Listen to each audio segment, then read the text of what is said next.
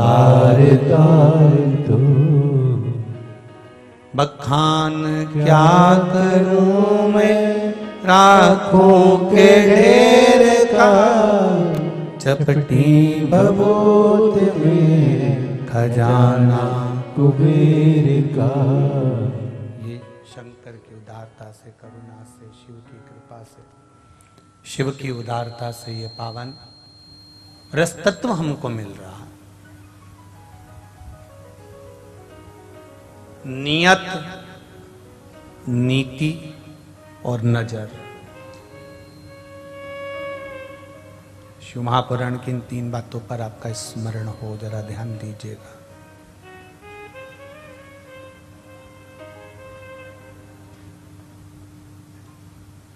कंजरी गुजरात की ये पावन धरा से जो आप लोग आस्था चैनल पर कथा सुन रहे हो, फेसबुक यूट्यूब पर कथा सुन रहे हो, मोबाइल पर कथा सुन रहे हो, पंडाल में बैठकर कथा का तत्व ग्रहण कर रहे हो, एक नियत, दूसरे नंबर पर है नीति और तीसरे नंबर पर है नजर। ये 3 अगर सही है,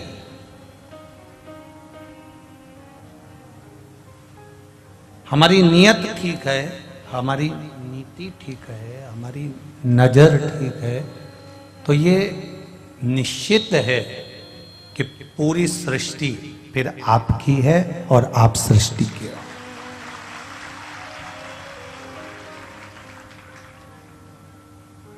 जहां हमारी नियत में भेद आ जाता है, भाई साउंड ठीक करिए, हमारी नियत में भेद आ जाता है, जहां हमारी नियत कहीं डोल जाती है, केवल वस्तु आसक्ति और चीजों पर ही नहीं,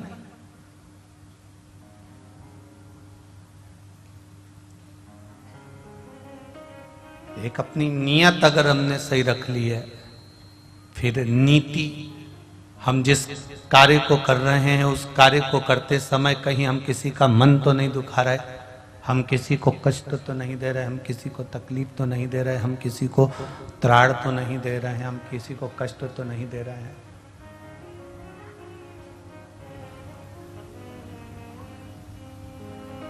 हम किसी को दुख तो प्रदान नहीं कर रहे हैं, हम किसी को तकलीफ तो नहीं दे रहे हैं। आपकी नीति क्या कह रही है? आप किस पथ की ओर अग्रण्य हो रहे हैं? एक जरा से उल्लू को और कौए को वृक्ष पर बैठा हुआ देखा तो अश्वत्थामा की नीति चेंज हो गई थी, अश्वत्थामा की नीति बदल गई थी। कहीं हम कुछ गलत देखकर, हम कुछ गलत विचार कर कर, हम कुछ गलत दृष्टि कर कर अपनी नीति को तो नहीं बदल रहे। अगर हमारी नीयत ठीक है, हमारी नीति ठीक है, और नीति भी हमारी परमात्मा को पाने की, भगवान की भक्ति को करने की, अविरल भक्ति को करने की, स्मरण को करने की। थोड़ा मीठास लाओ बाबू, चोंगे जैसा आवाज आ। नीति और नियत, नियत के अंतर्गत यदि हम किसी को भी त्राण दे रहे हैं, हम किसी को कष्ट दे रहे हैं, हम किसी को तकलीफ दे रहे हैं, तो वो ठीक नहीं है, हमारे श्रेष्ठता नहीं है हमारे। और तीसरे नंबर पर है हमारी नजर।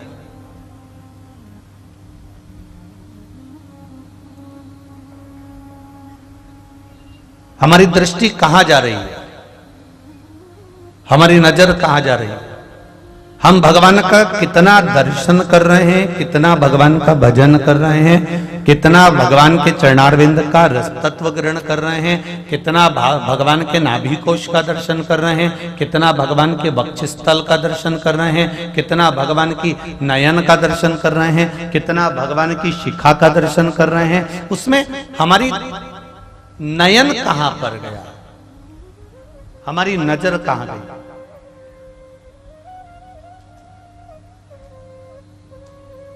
तो शिव महापुराण की कथा कह रही है 3 तत्वों को हमें ध्यान रखना है। एक हमारी नियत पर, एक हमारी नीति पर और एक हमारी नजर पर। शिव कथा कहती है मेरे देवाधिदेव महादेव के 3 नेत्र हैं और वो 3 नेत्र कोई साधारण से नहीं है। ये 3 नेत्र संपूर्ण ब्रह्मांड के कल्याण के लिए है, संपूर्ण ब्रह्मांड के कल्याण के।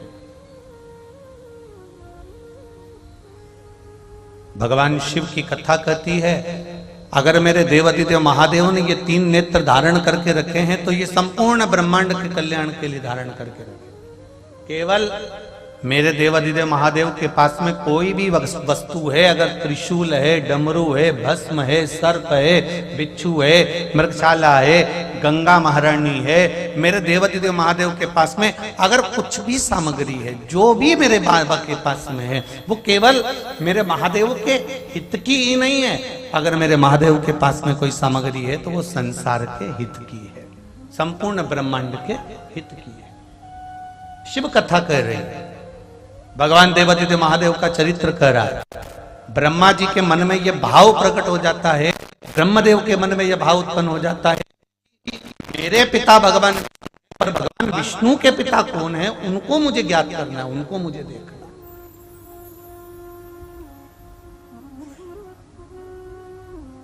मैं उनको देखूं।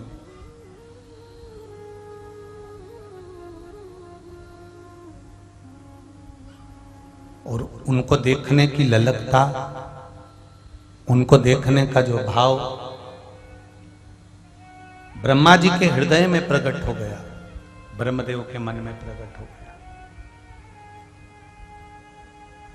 और ब्रह्मा जी के मन में जब भाव प्रकट हुआ तो ब्रह्मदेव भगवान नारायण के पास में जाकर खड़े हो गए और भगवान विष्णु से जाकर प्रार्थना करने लगे कि मुझे मेरे पिता का नाम भी ज्ञात में है, मुझे मेरे पिता का स्मरण भी है, पर मैं मेरे नारायण के पिता का स्मरण नहीं कर पा रहा हूं, मैं भगवान विष्णु के पिता का स्मरण नहीं कर पा रहा हूं।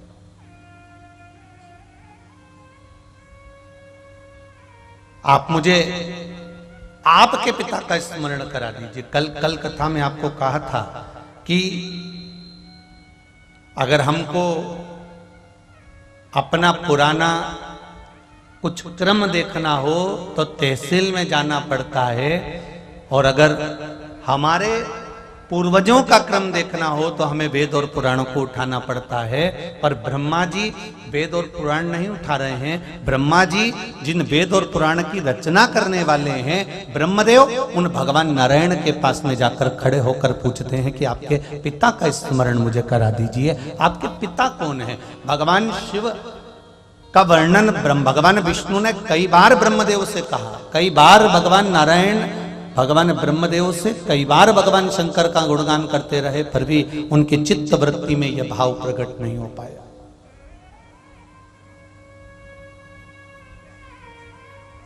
उनकी चित्त वृत्ति में यह भाव नहीं आ पाया। होता है कभी कभी।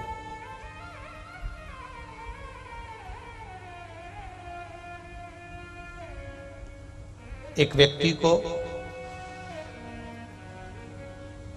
अगर कोई व्यक्ति समझा रहा है, व्यक्ति को अगर कोई व्यक्ति ज्ञान समझ में नहीं आता, कब समझ में आएगा? जब वो एक बार उस ज्ञान को प्राप्त करने के बाद भी जब उसकी अहमता नहीं टूटती, ठोकर खाने के बाद फिर संभल कर चलने का प्रयास, तो मुझे यहां ठोकर लगी थी, तब उसको समझने का प्रयास वो कर देता।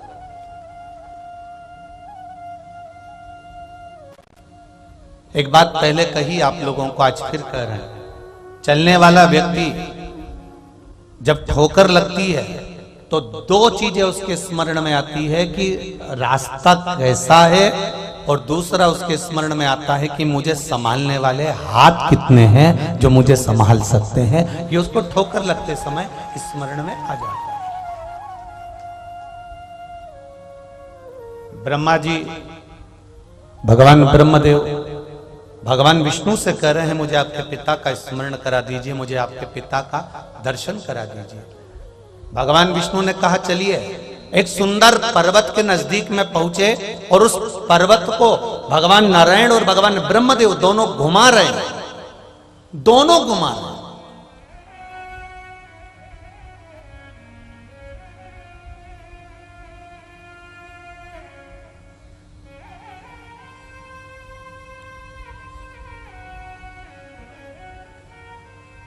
और जब दोनों ने घुमाना प्रारंभ किया, दोनों जब घुमा रहे हैं और दोनों ने घुमाना जब प्रारंभ किया, महाराज पर्वत घूमता गया घूमता गया घूमता गया, जैसे एक पंखा 1 नंबर की स्पीड पर चलता है तो उसकी पंखड़ियां नजर आती है, 2 नंबर की स्पीड पर पंखा चलता है तो उसकी पंखड़ियां नजर आती है, 3 नंबर की स्पीड पर पंखा चलता है तो उसकी पंखड़ियां नजर आती है, 4 नंबर की स्पीड पर पंखा चलता है तो भी उसकी पंखड़ियां नजर आती है।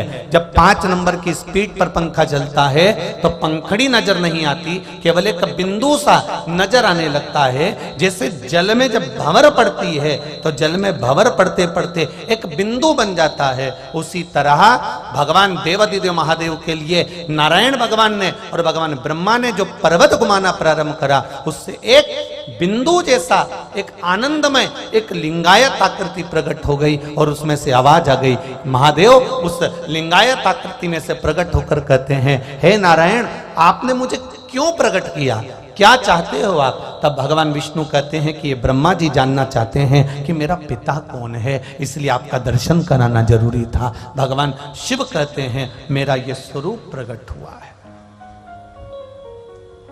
मेरा ये स्वरूप प्रकट हुआ है, ये स्वरूप कोई साधारण नहीं है। सबसे पहला शिवलिंग की उत्पत्ति, सबसे पहली भगवान देवादिदेव महादेव के शिवलिंग की उत्पत्ति भगवान ब्रह्मा और भगवान विष्णु ने करी है। सबसे पहले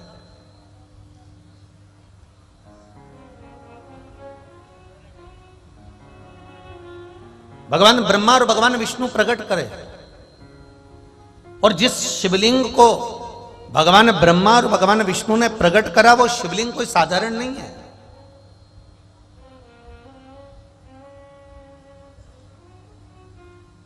कोई कह रहा था गुरुजी क्या शिवलिंग केवल सांसारिक मनुष्य के उद्धार के लिए है? पर शिव महापुराण की कथा तो कहती है चाहे पशु हो, पक्षी हो, जलचर हो, थलचर हो, वायुचर हो, चाहे कोई जीव हो, भगवान शंकर का ये स्वरूप तो संपूर्ण विश्व के कल्याण के लिए। शिव जी का एक नाम है पशुपति नाथ। पशुपति नाथ का मतलब ही क्या होता है कि जो पशुओं का, जम के बोलो जरा, नाथ हो। अब जो 33 कोटि देवी देवताओं को पशु बना देता है, तारकासुर के 3 पुत्रों को मारने के लिए, तारकाक्ष, विदुम्माली, कमलाक्ष की, इन तीनों को मारने के लिए जो 33 कोटि देवी देवताओं को पशु बना देता हो वो साधारण नहीं हो सकता महाराज, वो सहज नहीं हो सकता।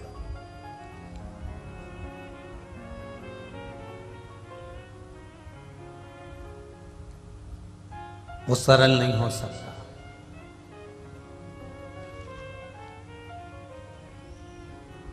ये शिवलिंग केवल मनुष्य के उद्धार के लिए नहीं है, ये शिवलिंग केवल देवताओं के उद्धार के लिए भी नहीं है। ये शिवलिंग चाहे पशु हो, पक्षी हो, जानवर हो, जलचर हो, थलचर हो, वायुचर हो, सबके उद्धार के। एक कितनी सुंदर कथा हमारे यहां स्कंद पुराण में आती है, करकोट सर्प के लिए।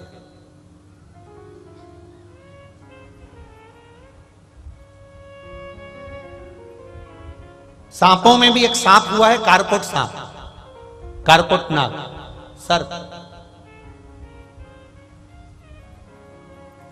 जब जन्मेजय सर्प यज्ञ करने लगे, थोड़ा ध्यान देना, थोड़ी कथा कारकोट सर्प की है, आपके स्मरण में बैठेगी जरूर, ये पक्का है। जन्मेजय सर्प यज्ञ कर रहे हैं, सर्पों की आहुतियां दे रहे हैं, और सर्प यज्ञ कर रहे हैं, सर्पों की आहुतियां दे रहे हैं। तब कारकोट सांप नाग, उसको मालूम पड़ा कि सर्प यज्ञ में सबकी आहुतियां जा रही हैं और सर्पों को अग्नि में डाला जा रहा है, सर्पों को यज्ञ में डाला जा रहा है, आहुतियां दी जा रही है, सांपों को पकड़ पकड़कर इन आहुतियों में दिया जा रहा है और सर्प जलकर भस्म होते चले जा रहे हैं। कारकोट को जब मालूम पड़ा तब कारकोट सांप भागा और भागकर सीधे वन में पहुंच गया।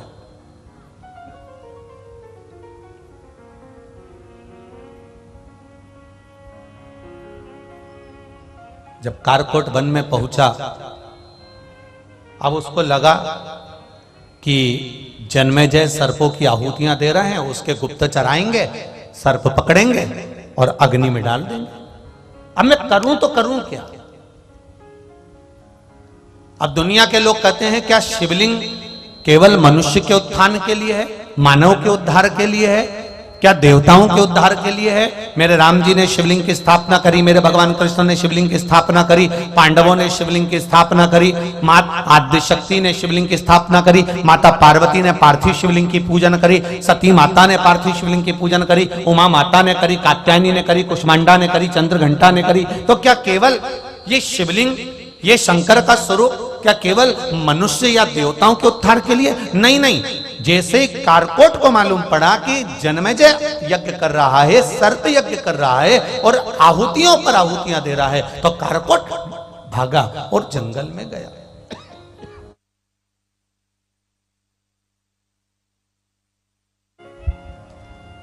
कारकोट भागा और जंगल में गया।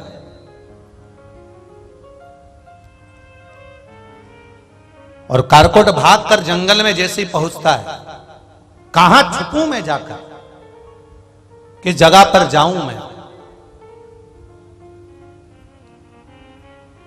किस स्थान पर पहुंचूं मैं, विचार करने लगा। देखा तो एक वीरान जंगल में, वीरान भूमि पर, वीरान जगह पर एक सुंदर सा शिवलिंग रखा हुआ, एक सुंदर जलाधारी है और उस पर सुंदर शिवलिंग है। शिवलिंग को देखा, बस उस शिवलिंग के सामने जाकर कारकोट 2 क्षण के लिए बैठा। अब सर्प है, विषैला सर्प है,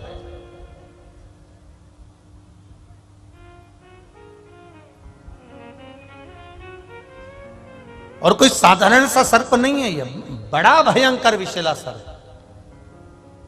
इसका काम क्या है? कहा दूसरे सर्प यदि किसी को डसते हैं तो उसके प्राण चले जाते हैं, वो मर जाता है। तक्षक नाग डसे मर जाए, कालिया नाग डसे मर जाए, शेष नाग डसे मर जाए, विषैले से विषैला सर्प अगर किसी को डसता है तो वो मर जाता है। पर कारकोट सर्प की एक बात बड़ी निराली है कि ये जिसको डसता है वो मरता नहीं है, केवल उसका शरीर सड़ने लगता है, उसका शरीर कुरूप हो जाता है, उसका शरीर काला पड़ जाता है और भयंकर उसके शरीर में से गंध आने लगती है, भयंकर शरीर में से ये शरीर बेकार हो जाता है, सड़ने लगता है, बेकार, काला पड़ जाता है, बेकार हो जाता है। अब जब शरीर काला पड़ने लगे, बेकार हो जाए, तो उस मरने वाला व्यक्ति ठीक है कि वो जो शरीर सड़ रहा है वो व्यक्ति ठीक है? बोलो रे जरा, कंजरी वाले बोलो जरा, अच्छे से बोलो, कौन सा शरीर ठीक है? जो सड़ रहा है, गल रहा है, बदबू मार रहा है, जिस शरीर को हाथ लगा और उसमें खड्डा पड़ जाए, चमड़ी सड़ने लगे, बदबू मारने लगे, खाल सड़ने लगे, पानी गिरने लगे शरीर में से, पूरा शरीर बेकार हो रहा है, बदबू मार रहा है और पूरा काला पड़ गया है, तो एक सर्प वो है जो डसता है और व्यक्ति मर जाता है, और एक सर्प वो है जो डसता है और शरीर को सड़ा देता है। तो वो डसने वाला सर्प ठीक है कि ये शरीर को सड़ाने वाला सर्प ठीक है? अरे बोलो, जम के बोलो जा। वो शरीर को जो डस ले और मर जाए वो ठीक। अब ये पड़ा हुआ है, सड़ रहा है, पड़ा हुआ है, बेकार हो गया है, तो उससे मतलब क्या?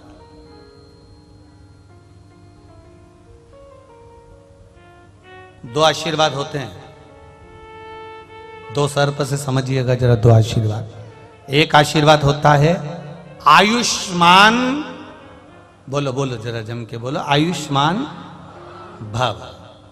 और एक होता है चिरंजीवी भव। अब दोनों में अंतर समझना थोड़ा सा।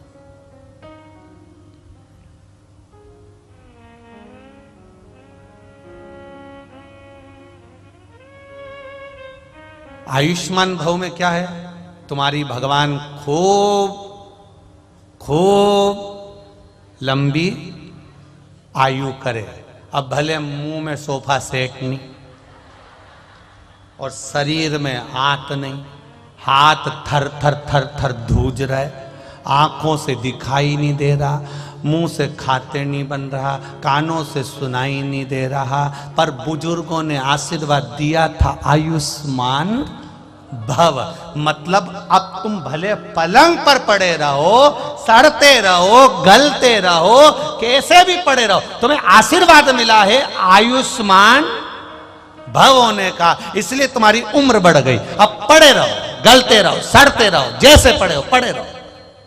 ये तो हो गया आयुष्मान भव। अब एक होता है चिरंजीवी भव। चिरंजीवी का मतलब होता है कि जैसे तुम आज हो, जितने तंदुरुस्त आज हो, जैसे सुंदर आज हो, जैसे ताकतवर आज हो, जैसा बल तुम में आज है, मरते दम तक तुम में यह बल रहे, उसको चिरंजीवी का, वो बल तुम्हारा परमानेंट रहे। अब तुम्हें कौन सा आशीर्वाद चाहिए? नहीं नहीं, तुम तो ले आयुष, तुम तो ले, उसमें कोई दिक्कत वाली बात नहीं है, तुम्हारे को जो बल मिल जाए। आयुष्मान, तुम्हें कितनी खुशी होती है, कोई ने, सास ने कहा बेटा आयुष्मान भव, बहू खुश हो गई, सास के लिए गर्म चाय ला कर दे दी कि चलो सास ने आयुष्मान भव होने का बोला। पर जरा विचार तो करो, आयुष्मान भव होने में केवल उम्र बढ़ रही है, केवल उम्र बढ़ रही है, उसमें तुम्हारा बल नहीं बढ़ रहा, उसमें तुम्हारी युवानी अवस्था नहीं बढ़ रही, उसमें तुम्हारा आनंद सुख नहीं बढ़ रहा, उसमें केवल तुम्हारा बढ़ रहा है तो उम्र बढ़ रही है। आप मरने वाले थे 80 साल में, ज्यादा से ज्यादा 90 में मरोगे। अब 90 में मरोगे तो पड़े हुए हो, 80 के बाद में तुम्हारा जो जीवन चल रहा है, 90 के बाद जीवन चल रहा है, 100 के बाद जीवन चल रहा है, तो वह बस केवल आयुष्मान होने का जो तुम्हें आशीर्वाद मिला, उसके बल पर तुम पड़े हुए। पर चिरंजीवी भव, चिरंजीवी का मतलब है जैसे आज हो तुम, जैसे सुंदर तुम आज दिख रहे हो, जैसे तुम आज नजर आ रहे हो, जैसा बल तुम में आज है, जैसी एनर्जी तुम में आज है, जैसा विल पावर तुम में आज है, जैसी प्रबलता तुम में आज है। चिरंजीवी का मतलब है कि तुम पूरे जीवन पर्यंत जब तक जियो ऐसे ही जीना, सुंदर होकर, सुखमय होकर, भगवत भजन करते हुए, स्मरण करते हुए, मंत्र जाप करते हुए, नाम जाप करते हुए, कीर्तन करते हुए अपनी जिंदगी को ऐसे ही जियो, ऐसे।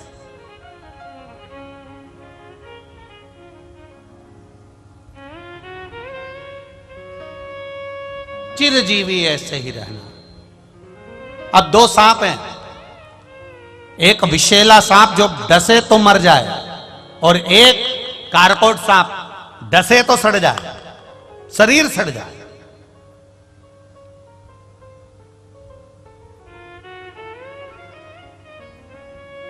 महाराज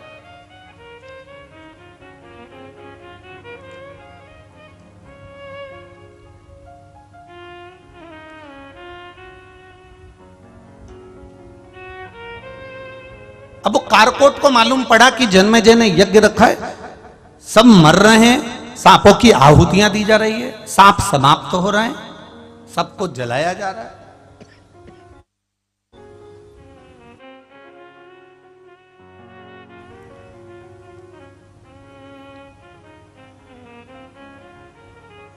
जब उसके स्मरण में आया, शिव जी के सामने, शिवलिंग के सामने जाकर बैठ गया। सामने शिवलिंग है, ये सम्मुख में बैठा है, सम्मुख में। अब बहुत ध्यान देना महाराज जी, आप जल चढ़ाएं ना चढ़ाएं, आप बेलपत्र भगवान शंकर को चढ़ाएं ना चढ़ाएं, आप शंकर भगवान को एक चावल का दाना चढ़ाएं ना चढ़ाएं, आप शंकर भगवान को एक पुष्प चढ़ाएं ना चढ़ाएं, आप शंकर भगवान को कोई सामग्री चढ़ाएं ना चढ़ाएं। शिव महापुराण की कथा यहां तक कहती है कि आप केवल देव अधिदेव महादेव के सम्मुख में, जहां तुम्हारा मन पड़े, तुम्हारे घर के नजदीक में जो शिवालय हो, उस शिवालय में जाकर केवल शंकर भगवान के सामने ही बैठ जाओगे तो तुम्हारी जिंदगी का सारा दुख अपने आप कट जाएगा। केवल महादेव के सम्मुख में पहुंच जाने पर, केवल महादेव के सामने पहुंचकर बैठ जाने पर तुम्हारा दुख कट गया।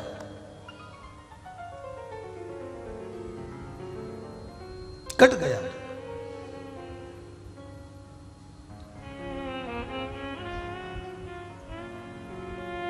वो कहते हैं ना, मुश्किल की घड़ियों में वही हंसते हैं जिनके दिल में मेरे महादेव बसते हैं।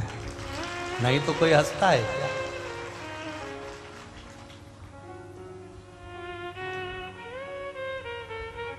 दुख है संसार में आने के बाद ऐसा कोई नहीं जन्मा जिसके जीवन में कष्ट नहीं आया।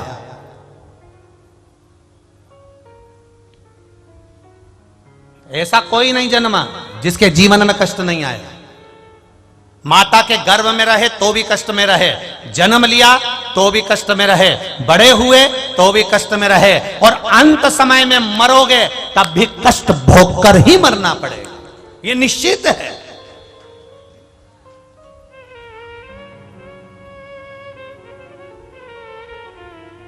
अब इससे बच तो सकते नहीं। एक बार एक महिला का, एक माता का एक पुत्र मर गया, और एक पुत्र, इकलौता पुत्र था, इकलौता, और इकलौता पुत्र उस महिला का मर गया। रो रही है महिला, आंख में से आंसू बह रहा है, और नैनों से जल बहते बहते वो महिला रोती रोती वो महिला गौतम बुद्ध के पास पहुंच गई।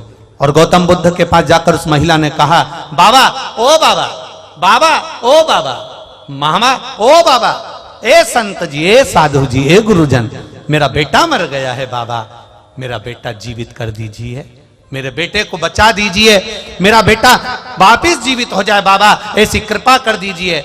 गौतम बुद्ध ने कहा, यह हो नहीं सकता। महिला कहती है, आप संत हो, आप गुरु हो, आप साधु हो, आप सन्यासी हो, आप तपस्वी हो, आप साधक हो, आप उपासक हो, सब कुछ कर सकते हो, मेरे बेटे को जीवित कर दीजिए। संत गौतम बुद्ध ने मन में सोचा, इसको कैसे समझाऊं कि यह मृत्यु है, इस पर कोई विजय प्राप्त नहीं।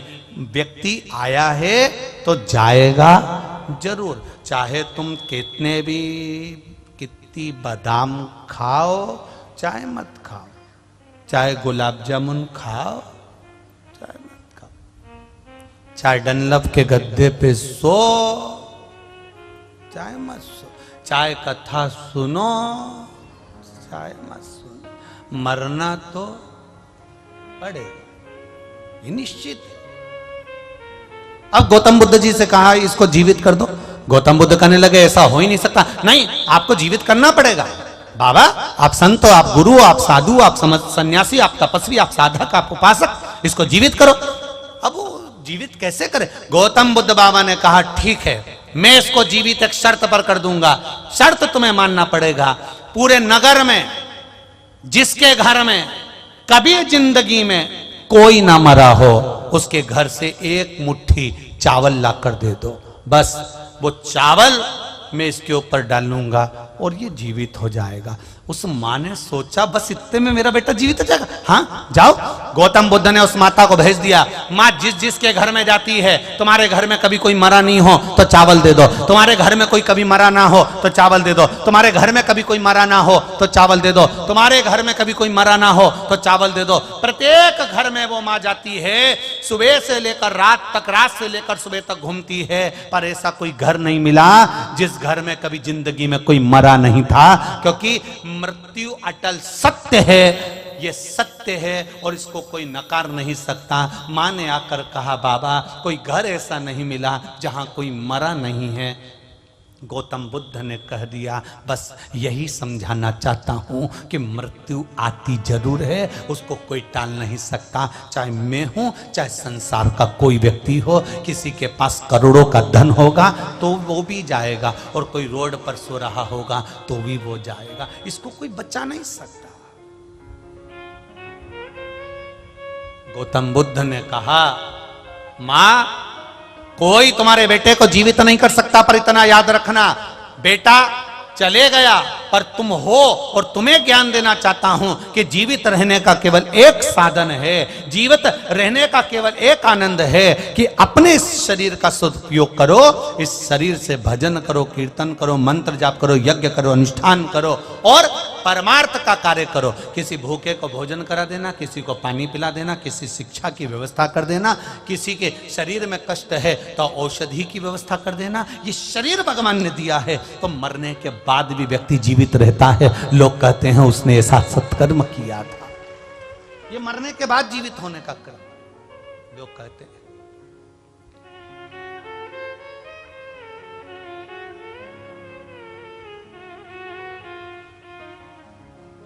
करो भजन,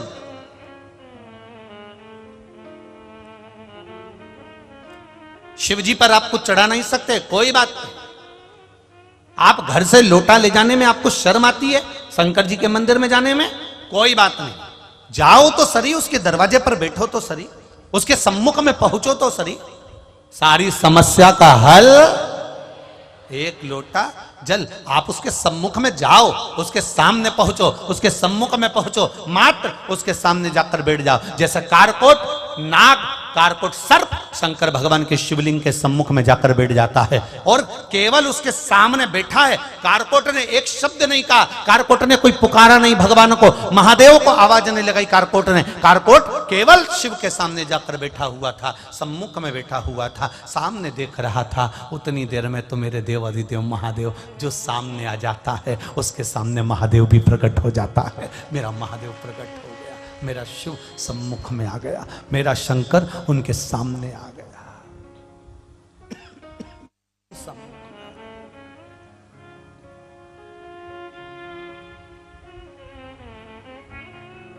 सम्मुख में देवाधिदेव महादेव प्रकट हो गए।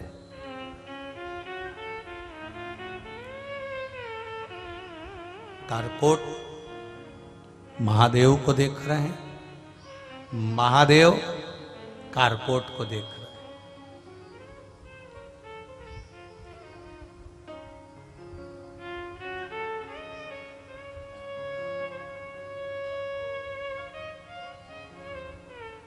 हाथ जोड़ लिए, कारकोट ने देखा, शिव जी ने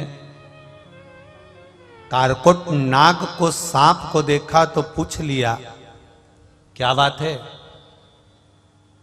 तुम भय में दिख रहे हो?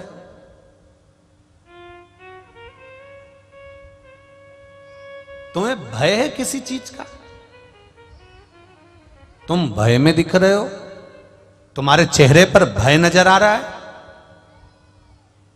तुम्हारा चेहरा भय में है, तुम्हें भय नजर आ रहा है?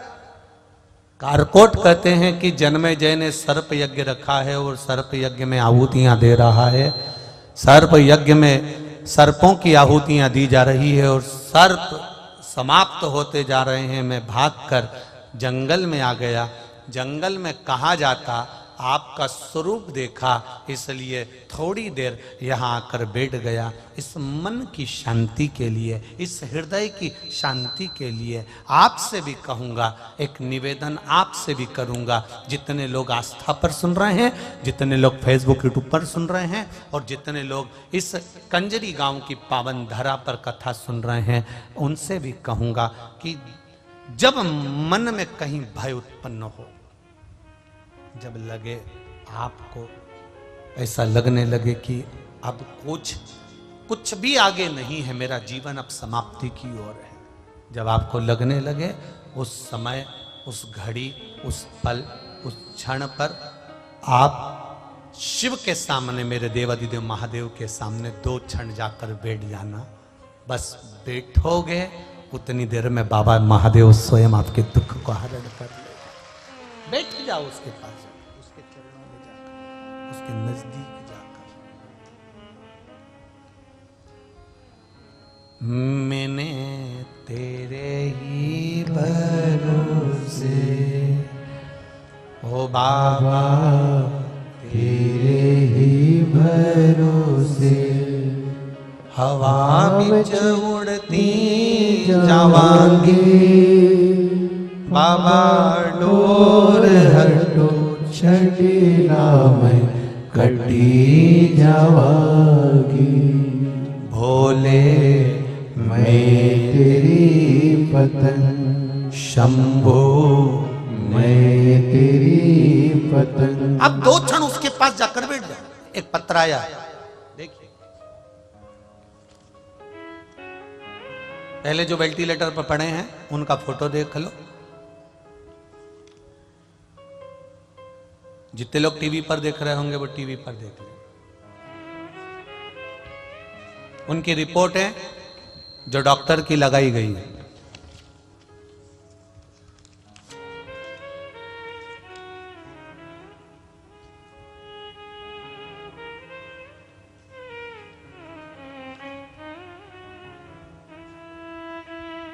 ज्योति मंडोरा सूरत से हैं। कहीं बैठी हो तो हाथ हिलाइएगा।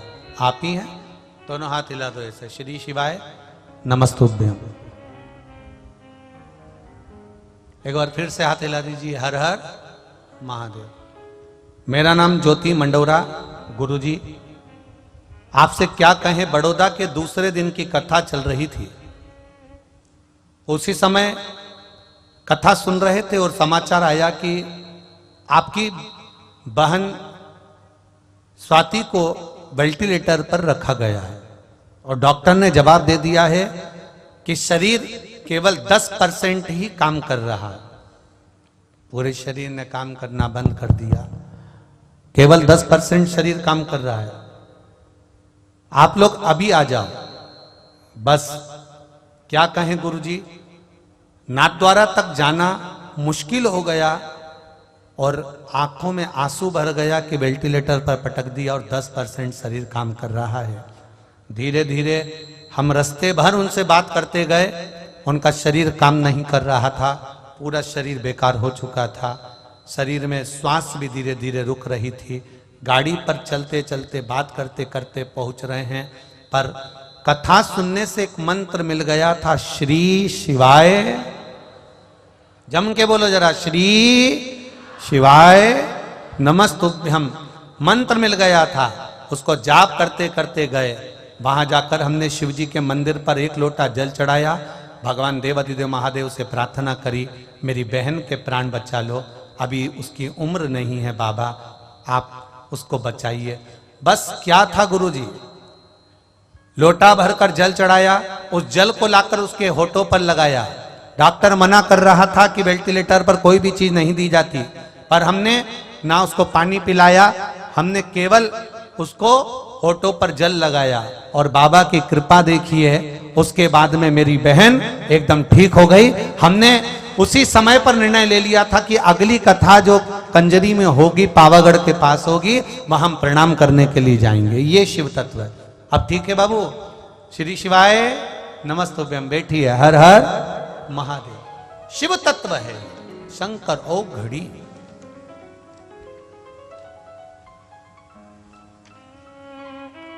तेरी कृपा बिना न हिले एक भी अनु लेते हैं श्वास तेरी कृपा से तनु तनु। ये शिव है औघड़ी,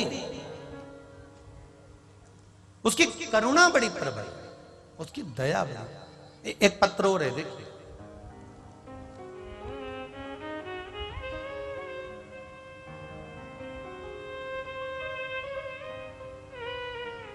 मेरा नाम रीता है, मैं नडियाद की रहने वाली हूं। कहीं बैठी हो तो हाथ हिलाइएगा।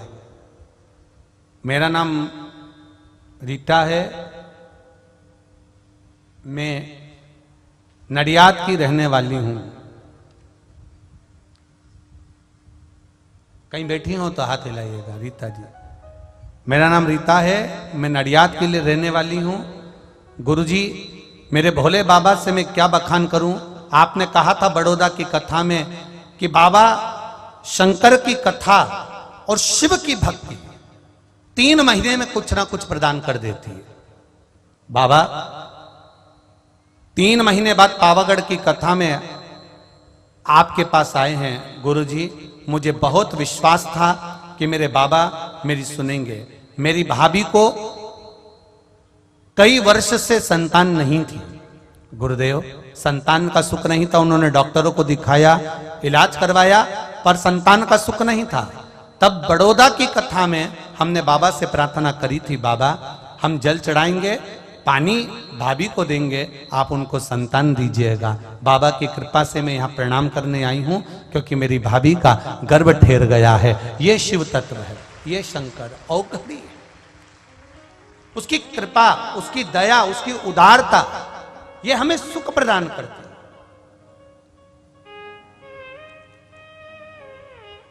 और फिर कहूंगा, जितने भी लोग कथा श्रवण कर रहे हैं इस पंडाल में, कंजरी गांव में बैठकर, कहीं तुम्हारी किस्मत बड़ी प्रबल थी, तुम्हारा भाग्य प्रबल था।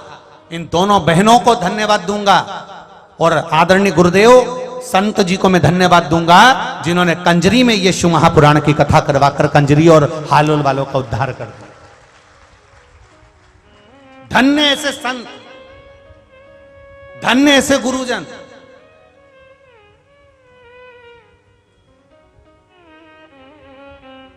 ये बहनों का तो मन हो गया था कि कथा कहीं पर भी हो पर हो जाए, भले वो सीहोर हो पर हो जाए। पर आदरणीय गुरुदेव का जो मन था, मैं राम मंदिर के आदरणीय संत गुरुदेव को चरणों को नमन करता हूं। उनका एक संकल्प कि कथा सीहोर में तो हमेशा होती रहती है, पर हमारा छोटा सा कस्बा है कंजरी, छोटा सा, ज्यादा घर भी नहीं है, ऐसी कंजरी में अगर हो जाए तो कंजरी वालों का भाग्य सहज सरलता में आनंद हो जाए। किस्मत वाले हो कंजरी वाले, हालोल वालों तुम किस्मत वाले हो कि संत इस गंगा को मोड़कर कंजरी तक लेकर आ गए, और उसमें तुमने 2 गोता लगा लिया, उसमें तुमने डुबकी लगा ली। ये तुम्हारा भाग्य, ये तुम्हारे आनंद था। और ये कोई दूसरा नहीं कर सकता, ये संत ही कर सकते, संत के सिवा कोई नहीं। भाग्य। अब ये आपकी किस्मत, आपका भाग्य कि आप कितना ग्रहण कर रहे हो। पर इतना विश्वास जरूर रखना कि कथा सुनने के बाद में 3 महीना लिख कर रखना, और अगले 3 महीने में तुम अगले पंडाल में मिलोगे, निश्चित है। बाबा ऐसी कृपा करता है, करता है कृपा, उसकी करुणा ही ऐसी। जो दिल से आपने कहा उससे, उसने दिल से सुना। सांप कारकोट केवल शिवलिंग के सामने बैठा है, कुछ नहीं बोला, केवल सम्मुख में जाकर बैठा है। आप उसके सम्मुख में बैठो तो, आप उसके सामने जाओ तो।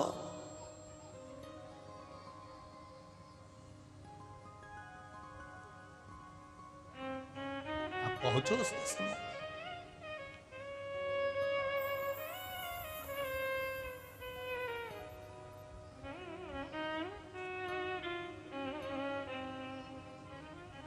कहे अपनी किस्मत का ताला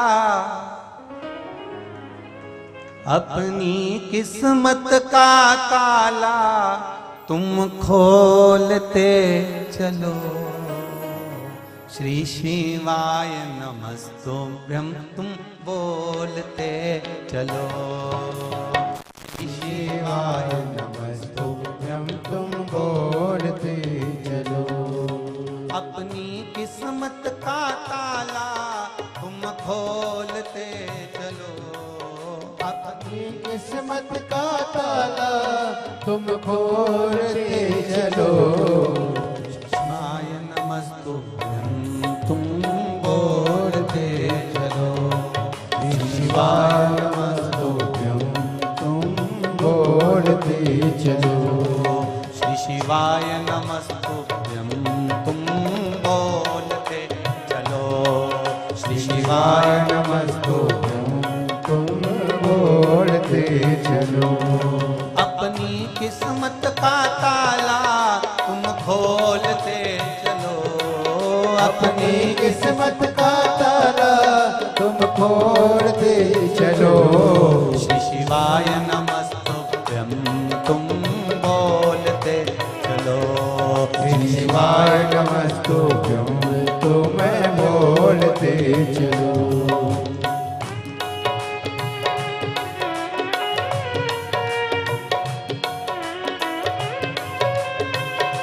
शंभो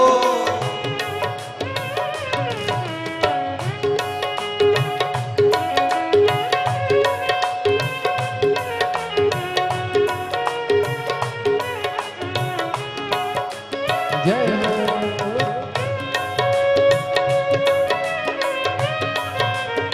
हरि बोल। राधे।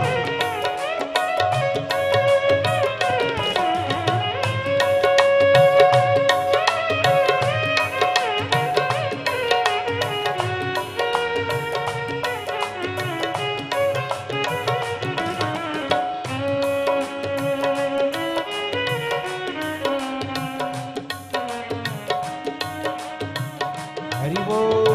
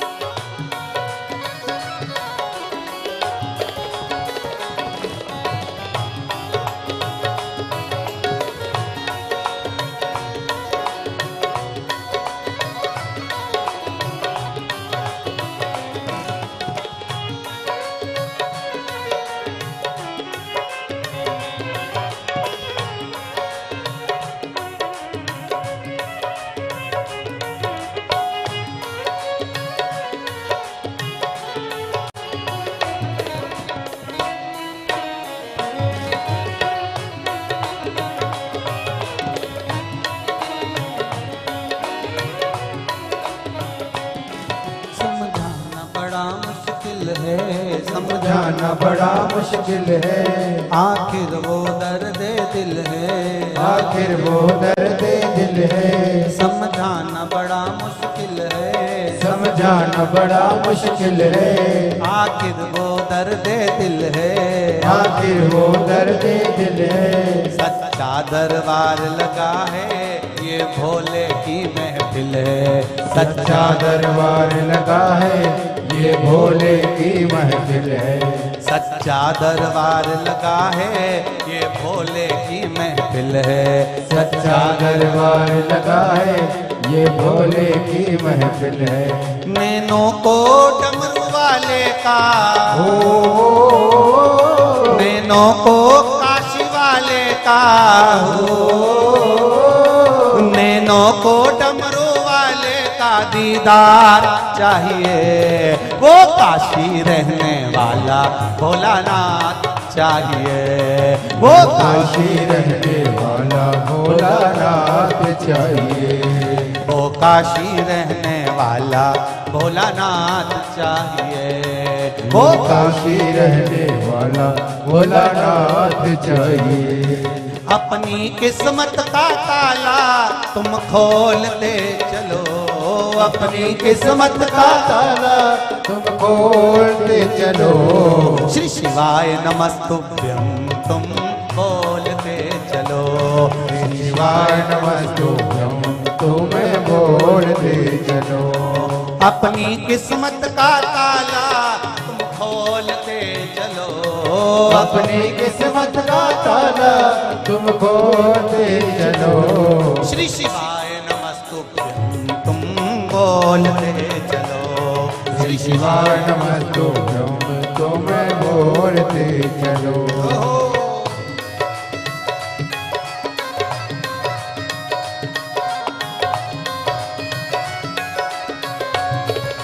बोले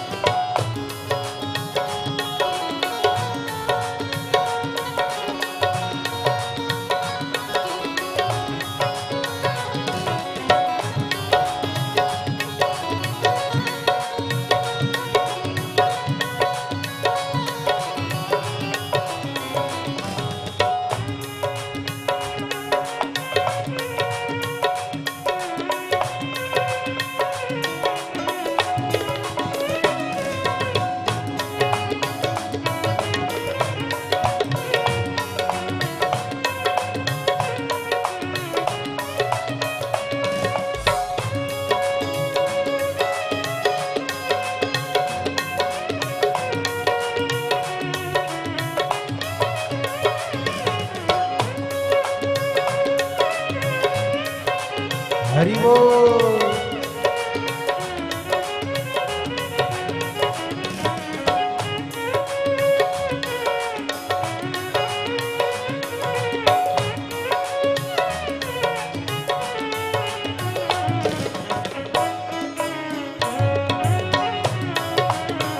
राधे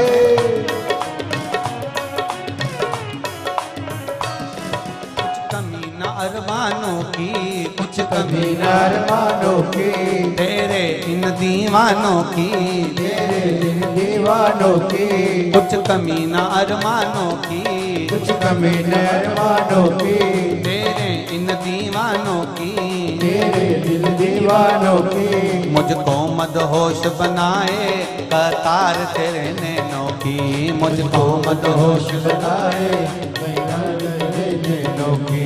मुझको मदहोश बनाए कतार तेरे नैनों की। मुझको मदहोश बनाए सरकार मेरे नैनों की। दिल ना छूटे वो, दिल ना छूटे वो, काशी का दीदार चाहिए। वो काशी रहने वाला भोलानाथ चाहिए। वो काशी रहने वाला भोलानाथ चाहिए। नैनों को डमरू वाले का, नैनों को काशी वाले का, नैनों को डमरू वाले का दीदार चाहिए। वो काशी रहने वाला भोलानाथ चाहिए। वो काशी रहने वाला भोलानाथ चाहिए। अपनी किस्मत का ताला तुम खोलते चलो। अपनी किस्मत का ताला तुम खोलते चलो। अपनी किस्मत का ताला तुम खोलते चलो। अपनी किस्मत का ताला तुम खोलते चलो। श्री शिवाय नमस्तुभ्यं तुम बोलते चलो। शिवाय नमस्तुभ्यं तुम बोलते चलो। नमस्तुभ्यं तुम बोलते चलो। श्री शिवाय नमस्तुभ्यं तुम बोलते चलो। राधे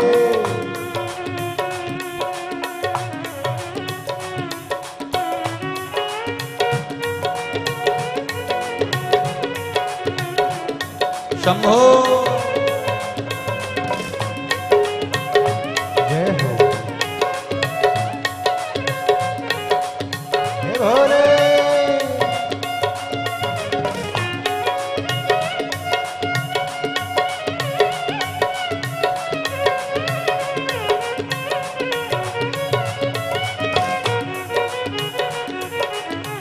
हरि बोल।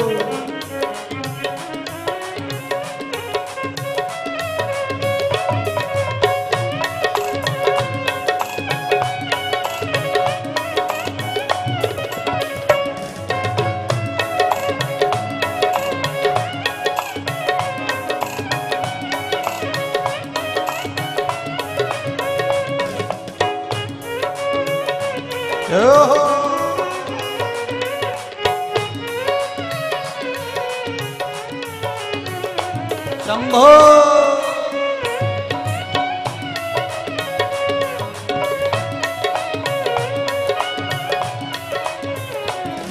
भक्तों के तुम प्यारे हो, भक्तों के तुम प्यारे हो, तुम जिगरी दिल वाले हो, तुम जिगरे दिल वाले हो। भक्तों के तुम प्यारे हो, भक्तों के तुम प्यारे हो, तुम जिगरी दिल वाले हो, तुम जिगरे दिल वाले हो। कितने पे डोरे डाले फिर नैन बड़े मत वाले, कितनों ने डोरे डाले फिर नैन बड़े मत वाले। कितनों पे डोरे डाले फिर नैन बड़े मत वाले, कितनों पे डोरे डाले फिर नैन बड़े मत वाले। नैनों को डमरू वाले का, नैनों को काशी वाले का,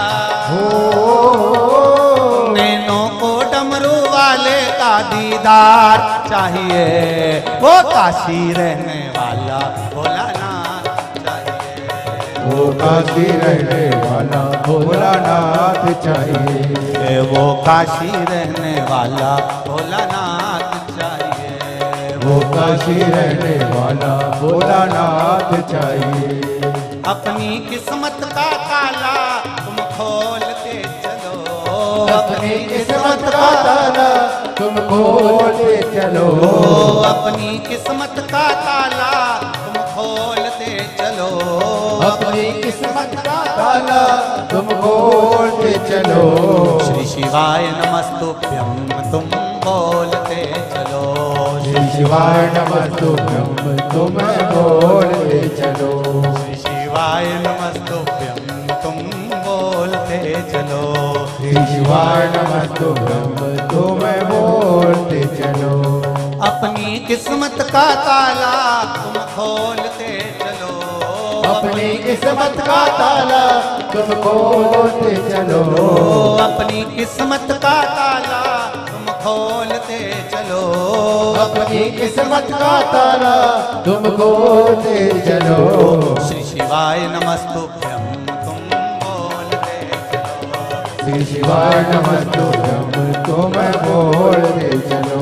श्री शिवाय नमस्तुभ्यं तुम बोलते चलो, श्री शिवाय नमस्तुभ्यं तुम बोलते चलो। श्री शिवाय नमस्तुभ्यं तुम बोलते चलो, श्री शिवाय नमस्तुभ्यं तुम बोलते चलो। श्री शिवाय नमस्तुभ्यं तुम बोलते चलो, श्री शिवाय नमस्तुभ्यं तुम बोलते चलो। श्री शिवाय नमस्तुभ्यं तुम बोलते चलो, श्री शिवाय नमस्तुभ्यं तुम बोलते चलो। हार हार अपने स्थान पर बैठकर भगवान शिव के मूल स्मरण मंत्र का करिए।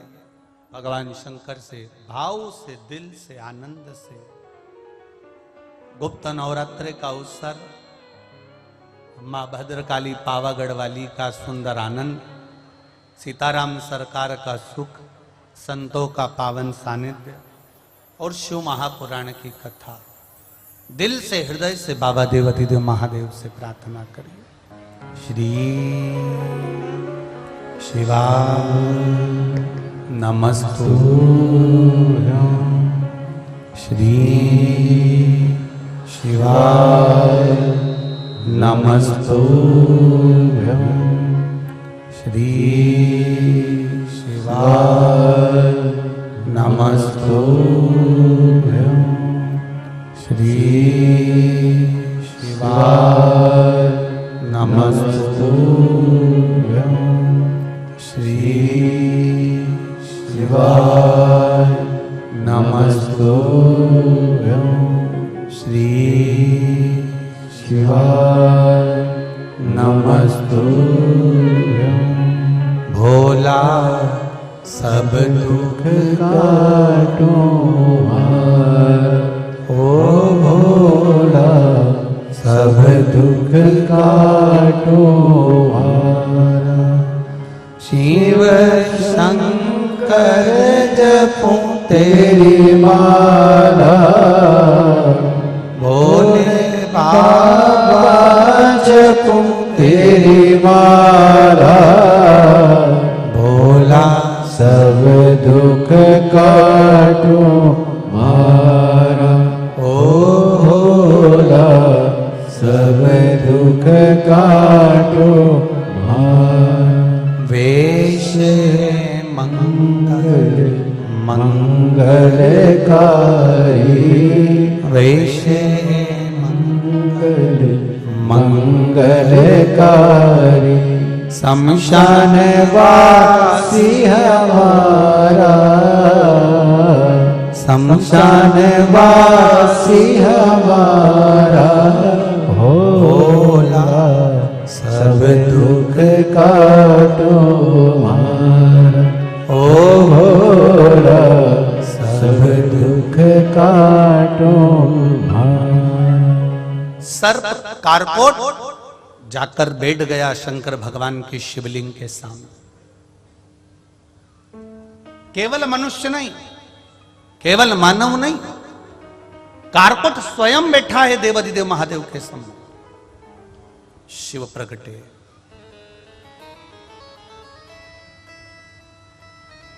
भगवान देवाधिदेव महादेव प्रकट हो गए। कारकोट मांग तुझे क्या चाहिए? अब कारकोट कह रहा है कि मेरे को मांगना तो कुछ है नहीं, तो तेरे चेहरे पर भय क्यों है? तेरा चेहरा भयभीत है, तेरे चेहरे पर भय नजर आ रहा है। क्यों, किस लिए?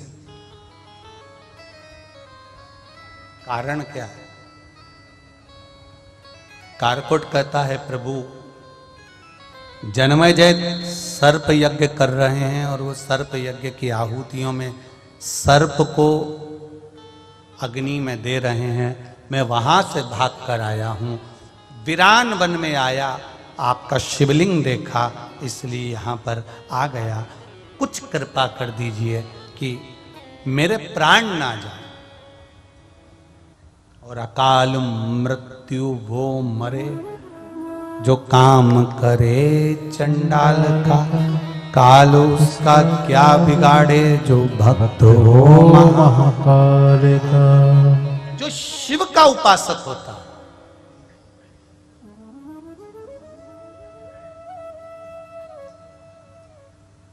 शंकर का जो उपासक होता है उसका बाल बांका नहीं होता। कितना सुंदर शंकर जी का एक नाम है यतिनाथ।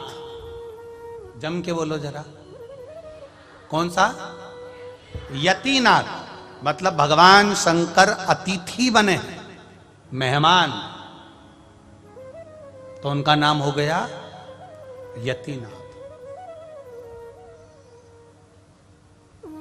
आज भी जब हम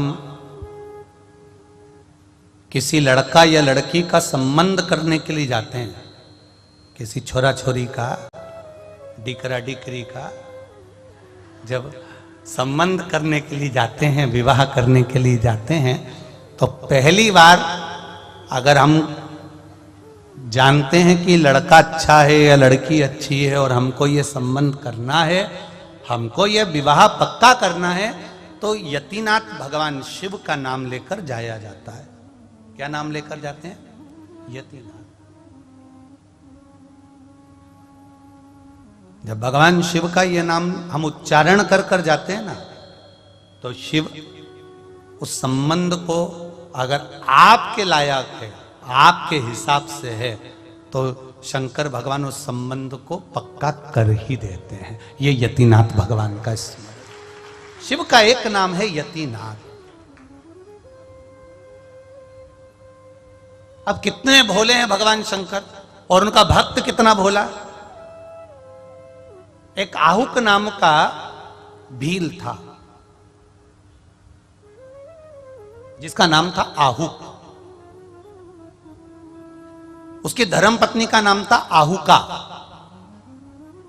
अब दोनों का नाम का स्मरण कर ले आप। भील का नाम क्या है?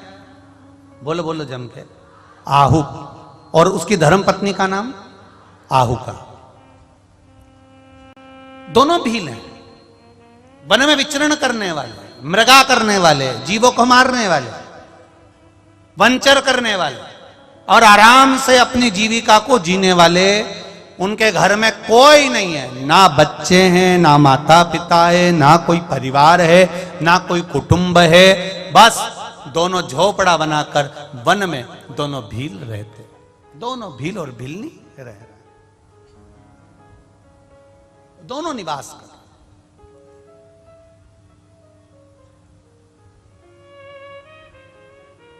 अब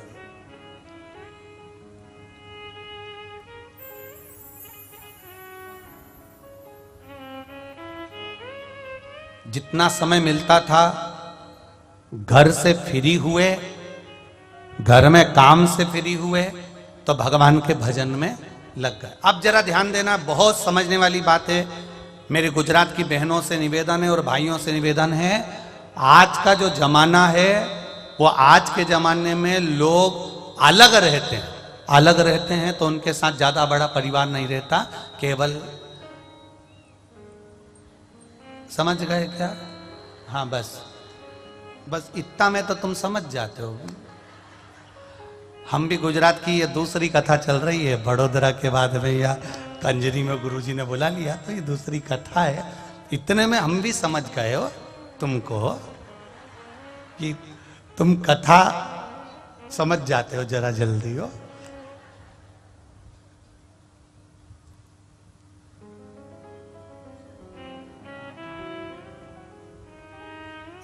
कोई कह रहा था गुरुजी कि छत्तीसगढ़ कथा करे तो महाराष्ट्र कथा करते हो, वहां कथा करते हो, वहां कथा करते हो, तो वहां तुम एक बात को 3-4 बार कहते हो, और यहाँ गुजरात में कथा करते हो तो एक बात को एक ही बार कहते हो।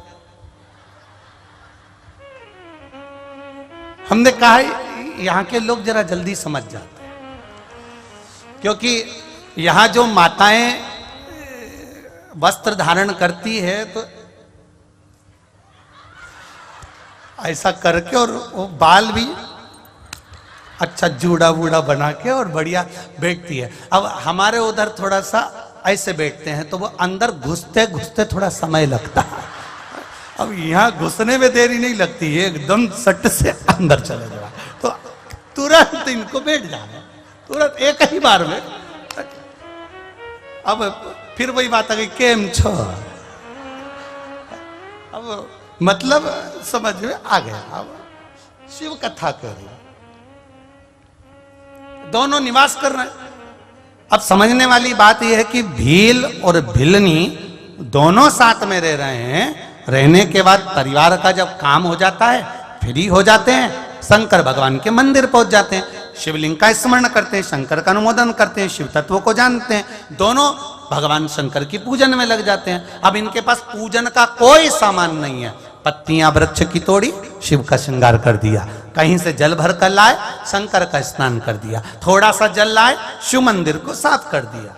आपको पहले भी कथा में कहा, कुछ नहीं कर सकते तो शिव मंदिर में जाकर वहां का निर्माल्य उठाकर विसर्जन में रख दो। ज्यादा ना बने तो मंदिर की सफाई कर दो। एक पत्र आया है, सुनिए।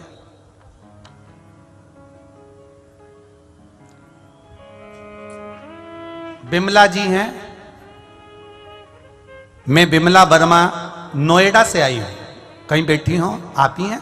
दोनों हाथ हिलाकर एक बार हर हर महादेव।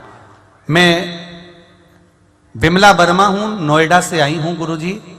जब हम 2021 में बाबा के कुबेरेश्वर धाम पर आए थे पहली बार 2020 में मेरा सब कुछ गिरवे रखा हुआ था। देखिए गुरुदेव, शिव महापुराण का फल क्या होता है मैं बताना चाहती हूं। मेरे घर में बहू का मंगलसूत्र, मेरे कानों की बालियां, बच्चों का जो भी सामान था, चांदी की बच्चों की पायल, गले का मंगलसूत्र, कान की बाली, कोई सामान हमारे घर में नहीं था, सब गिरवे में रखा हुआ था। मकान, जमीन, जायदाद कुछ भी नहीं।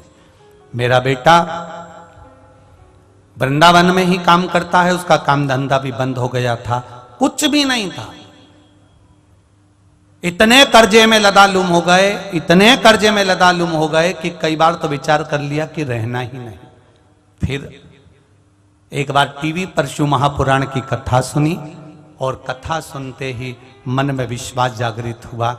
सीहोर गए, कुबेरेश्वर बाबा की धरा पर कथा सुनी, विनती करी और निवेदन करा, बाबा आप कंकर शंकर के रूप में विराजमान होते हो।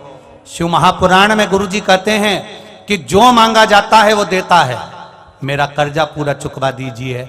घर में मंगलसूत्र तक मेरे गले में पहनने के लिए नहीं, मेरी बहू के गले में भी मंगलसूत्र पहनने को नहीं, कान में बाली नहीं। सब हंसते हैं बाबा।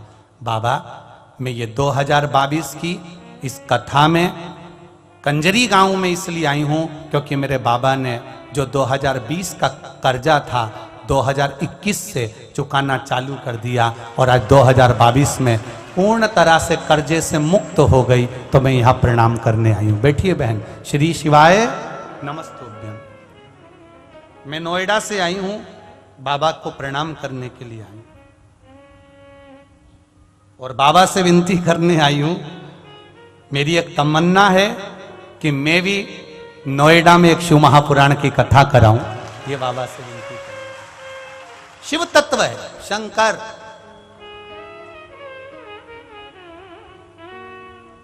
एक लाइन आपने अच्छी लिखी दीदी, कर्जा कोई दूसरा नहीं चुकाया, स्वयं मेरा महाकाल आया और वो चुका कर गया। आज मैं वापिस मंगलसूत्र और बालियां पहन रही हूं। ये शिव की कृपा है, ये शिव की उदारता है, शंकर की कृपा। सारी समस्या का हल एक लोटा जल। अब शिव तत्व को जानो, शंकर की उदारता, शंकर का गुणगान, शिव की भक्ति। फिर कहूंगा कंजरी में अगर ये कथा आई है तो कंजरी वालों का कुछ भाग्य खोलने के लिए आई होगी, हालोल वालों का भाग्य खोलने के लिए आई। ये कथा ऐसे आती ही नहीं है, कितना ही प्रयास करो। वो तो ना जाने ये दोनों बहनों की कौन सी बुद्धि फिरी थी और ये गुरुजी के पास पहुंच गई और गुरुजी ने इस कथा को यहां पर पकड़ कर लिया है। ये प्रभु की कृपा है। बहुत मुश्किल, बहुत मुश्किल। और कितना पुराना बुकिंग है, कितना पुराना शिव महापुराण की बुकिंग है। जब कोरोना चल रहा था 2019 की, तब जाकर 2023 में हो रही है। ये शिव तत्व है शंकर की। कब की बुकिंग अब कथा हो रही है, ये शिव तत्व है।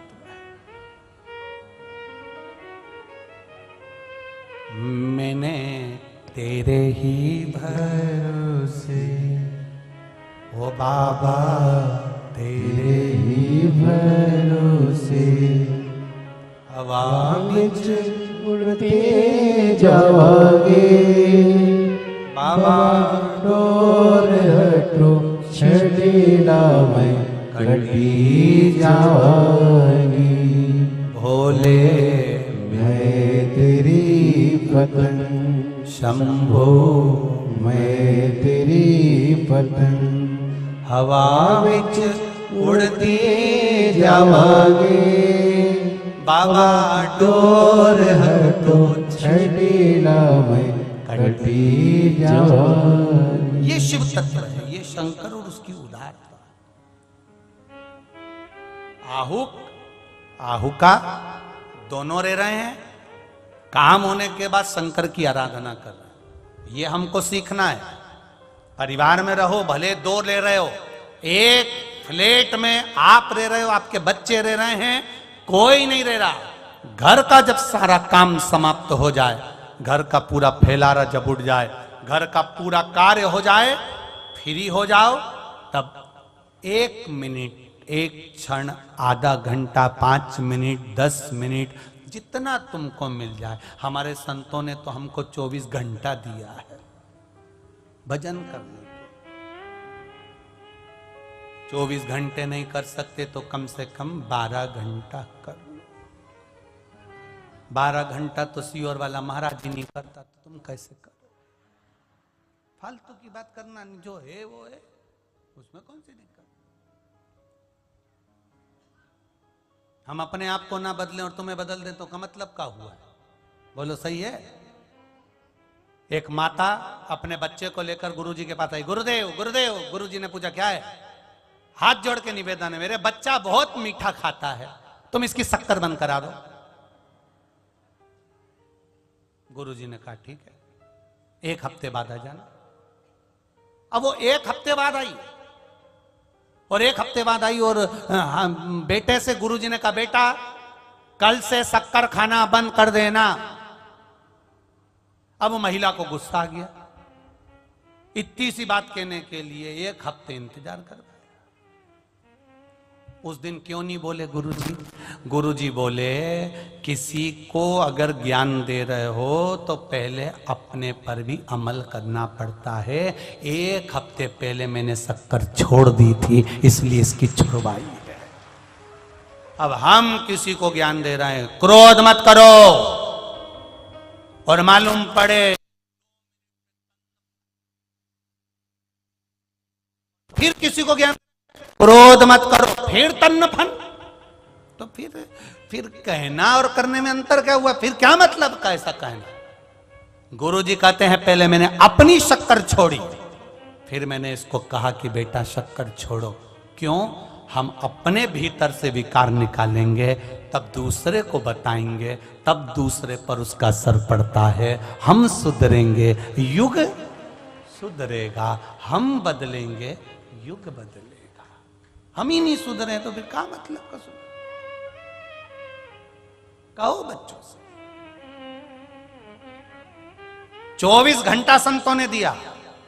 24 घंटा भजन नहीं कर सकते, 12 घंटा करो। 12 घंटा नहीं कर सकते तो 6 घंटा करो। 6 घंटा नहीं कर सकते 3 घंटा करो। 3 घंटा नहीं कर सकते 2 घंटा करो। 2 घंटा भजन नहीं कर सकते 1 घंटा करो। 1 घंटा नहीं कर सकते 15 मिनट करो। 15 मिनट नहीं कर सकते 5 मिनट करो, पर शिव भक्ति शंकर का स्मरण करो। 5 मिनट नहीं कर सकते 1 मिनट करो। 1 मिनट नहीं कर सकते तो चुल्लू भर पानी में डूब मरो। उसके सिवाय कोई साधन है भी नहीं। 24 घंटे में से 1 मिनट भी हम परमात्मा को नहीं दे पाए तो हमारा जीवन बेकार। फिर उस जीवन का महत्व क्या है? वो जीवन का सार तत्व क्या है? करो भक्ति। भगवान की भक्ति में जीवन में एक आनंद की अनुभूति होती है, एक सुख की अनुभूति।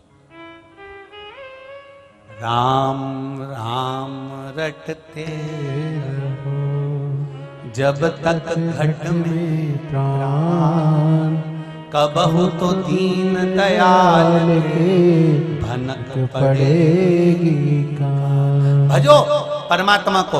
आहुक और आहू का दोनों शिव भक्ति करते हैं। जैसे ही समय मिलता है शंकर की भक्ति में डूब जाते हैं। आपको भी जैसे समय मिले शिव भक्ति करना प्रारंभ कर दो। कुछ नहीं बने 15 मिनट कथा सुन लो, नहीं बने टीवी भी नहीं है तो मोबाइल पर सुन लो, नहीं बने तो श्री शिवाय नमस्तुभ्यम का जाप कर लो। ये भी ना बने पंचाक्षर मंत्र जप लो नमः शिवाय। ये भी ना बने तो षडाक्षर मंत्र जप लो ओम नमः शिवाय। ये भी ना बने तो द्वादशाक्षर मंत्र जप लो ओम नमो भगवते वासुदेवाय। ये भी ना बने तो 2 अक्षर का मंत्र जप लो, राम का स्मरण कर लो। ये भी ना बने तो 2.5 अक्षर का मंत्र श्री कृष्ण का जप कर लो। पर करो इस चित्त को, इस चिदानंद को, इस वृत्ति को, इस मन को परमात्मा में थोड़ा ना थोड़ा रमाने का प्रयास करो।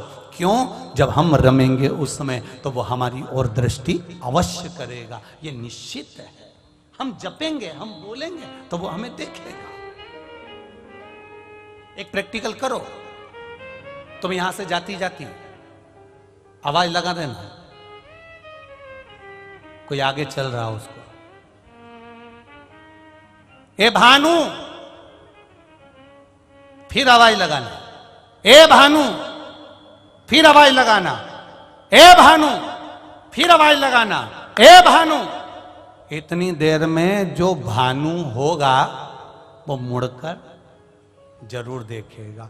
उसी तरह जब हम आवाज लगाते हैं श्री शिवाय नमस्तुभ्यम, हम राम कहते, हम कृष्ण कहते, हम दत्त कहते, हम उसको पुकारते हैं, तो वो भी हमको एक बार मुड़कर जरूर देखता है कि मुझे पुकार कौन रहा, कौन पुकार। दोनों ने भजन किया, आप भी करो, जो समय मिले उसमें भजन करिए, जो समय मिले उसमें मंत्र जाप करिए, शिव मंदिर जाओ, निकालो समय परमात्मा के दरवाजे जाने का।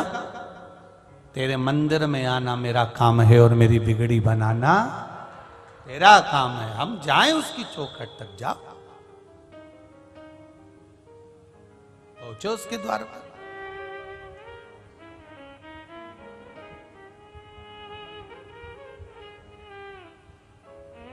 महाराज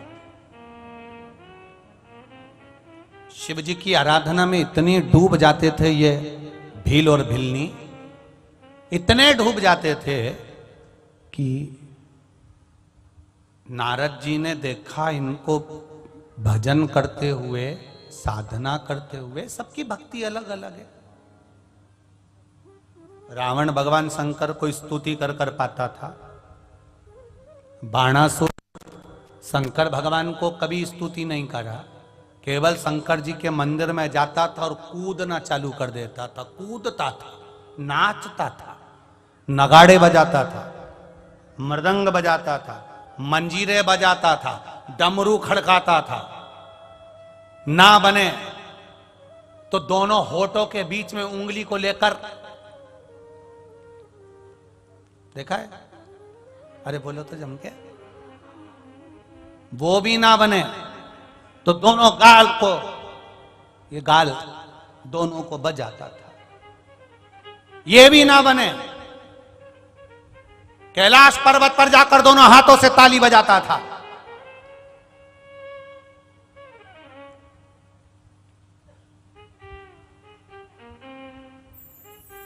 रावण स्तुति करता है, देवता स्तुति करते हैं, पर बाणासुर को स्तुति नहीं करता, केवल शिव मंदिर में नाचता, नगाड़े बजाता, ढोल बजाता, मंजीरे बजाता, कूदता, चिल्लाता, भगवान शंकर को जिस तरह से रिझाना उस तरह से रिझाता, खूब नाचता। तो क्या बाणासुर पे भगवान शंकर प्रसन्न नहीं हुए? कितने प्रसन्न।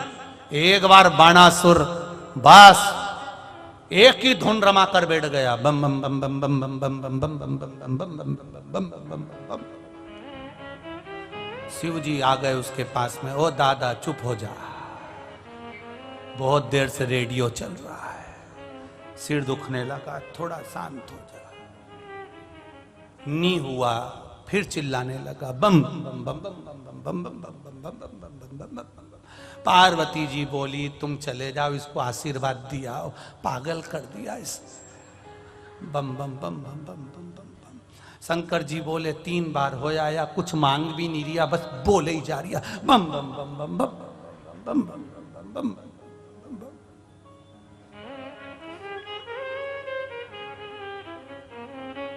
शंकर भगवान ने गणेश जी को भेजा, जा बाणासुर को क्या चाहिए जरा देख के आओ। गणेश जी महाराज गए, सूंड में भरा पानी बाणासुर पे छोड़ दिया। जैसे ही बाणासुर पे छोड़ा तो बाणासुर के सारे केस खुल गए, और खुलने के बाद बाणासुर फिर चालू कर दिया, बम बम बम बम बम।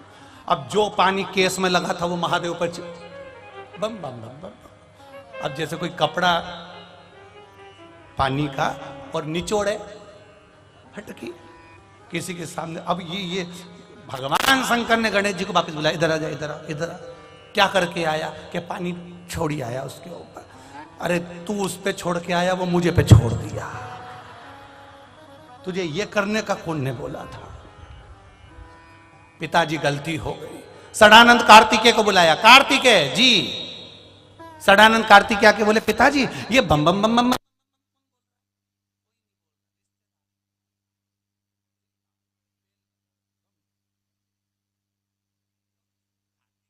जी ने कहा, पिताजी पूरे शरीर पे भस्म लगी है और भस्म पे ऐसे छोटे छोटे दाने पानी के कितने सुंदर लग रहे हैं। शंकर जी बोले, सुंदर नहीं लग रहा, तेरा छोटा भाई जाके पानी फेंकी आया उस पे, उसने बाल हिला हिला कर हम पे फेंक दिया। क्या करना है पिताजी? बस जाकर पूछ के आओ इसको क्या चाहिए। सदानंद कार्तिकेय जी गए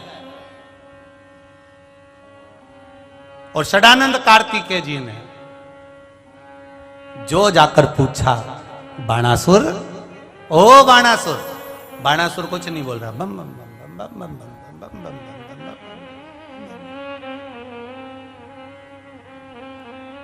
सदानंद कार्तिकेय जी का हाथ पकड़ा बाणासुर ने, उनको भी बिठा लिया। करेंट इतना तेज था बाणासुर का कि सदानंद कार्तिकेय 6 मुंह से चालू हो गए, बम बम बम बम बम बम बम बम बम। अभी 2 स्पीकर थे, अब इतने लगे सब बम बम बम बम बम बम। अब पार्वती जी बोली, कुछ ज्यादा ही गड़बड़ी हो रही है, बहुत भयंकर नाद हो रहा है, चिल्लाए जा रहा है। शंकर भगवान पहुंचे और शिव जी ने जो जम के चिल्लाया, डमरू बजाकर जो अकलक जगाया। बाणासुर उठे, प्रभु आप। शंकर भगवान बोले, हम तो 3 बार आके चले गए, तुम ही नहीं उठ पाया। प्रभु बस आपका दर्शन हो गया नाथ। शिव जी ने कहा, मांग ले, तुझे क्या चाहिए? क्या मांगूं? बस मेरे नगर में चलो और हमारे पूरे नगर की रक्षा करो। शंकर भगवान बोले, एक कथा मेरे को पहले की याद है, राजा बलि के दरवाजे पर भगवान विष्णु द्वारपाल बने थे और तू मेरी वही हालत करने वाला है। हम जान गए तुमको। उस समय पर वो अकेले थे। बाणासुर ने कहा, आप अकेले नहीं चाहिए, मैया भी हमारे साथ चले और हमारे यहां की रक्षा करे। पार्वती जी बोली, लगा दो बम बम बम बम बम बम बम बम। मैं समझ गई थी जरूर कोई बात है। शिव पार्वती बाणासुर की नगरी में पहरा दे रहे हैं, क्षेत्रपाल बनकर बैठे हैं। एक दिन बाणासुर की छोरी उषा बाणासुर के पास आई और आकर बोली, पिताजी। पिताजी बोले, क्या है बेटी? मेरे को कोई संगीत सिखाने वाला नहीं है, मुझे संगीत कौन सिखाएगा? बाणासुर ने कहा, इतनी दूर जाने की जरूरत क्या, घर में ही टीचर है। कौन? पार्वती जी। चल उनके पास। हाथ पकड़कर बेटी का उषा का बाणासुर पार्वती जी के पास पहुंच गए। मां, माता जी ने पूछा, क्या हो गया? कुछ नहीं मां, इसको संगीत सिखा दो। पार्वती जी बोली, मैं कैसे संगीत सिखा सकती हूं? बाणासुर बोले, कोई बात नहीं, कल से मैं यहां पर समाधि में वापिस बैठ जाऊंगा। पार्वती जी बोली, रहने दे, मैं खुद संगीत सिखा दूंगी, तू जा जा यहां से, मैं खुद सिखा दूंगी। उषा को संगीत मेरी मां सिखा रही हैं। सिखाते सिखाते सिखाते सिखाते उषा संगीत में इतनी डूब गई थी, इतनी डूब गई थी, उसकी चित्त वृत्ति में भगवान कृष्ण का पोता अनिरुद्ध आ गया था। अनिरुद्ध इतनी डूब गई थी।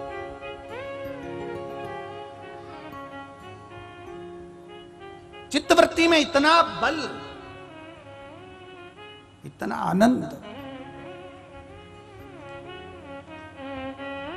आज वही शिव कथा कर रही है, नहीं है आपके पास में कुछ भी। आप शिव जी के मंदिर में थोड़ा सा पोछा लगा लो, थोड़ा बुआरी काट लो, थोड़ी झाड़ू लगा लो। आपने बुआरी काटी, झाड़ू लगाई, उसमें भी फल है। ये पत्र आया, देखो।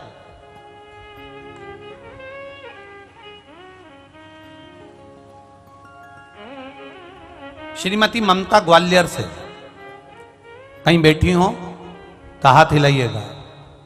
श्रीमती ममता ग्वालियर से हैं।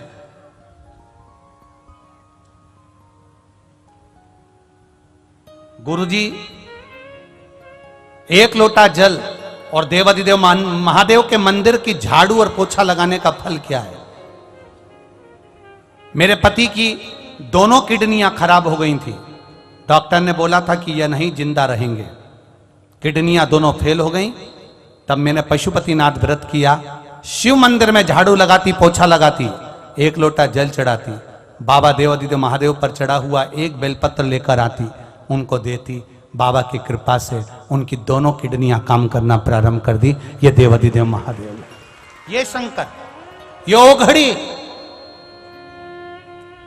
ये शिव। सहज भक्ति कैसे करें? हम उसके भजन में डूबे, हम उसके स्मरण में डूबे, हम उसकी भक्ति में डूबे। हमारा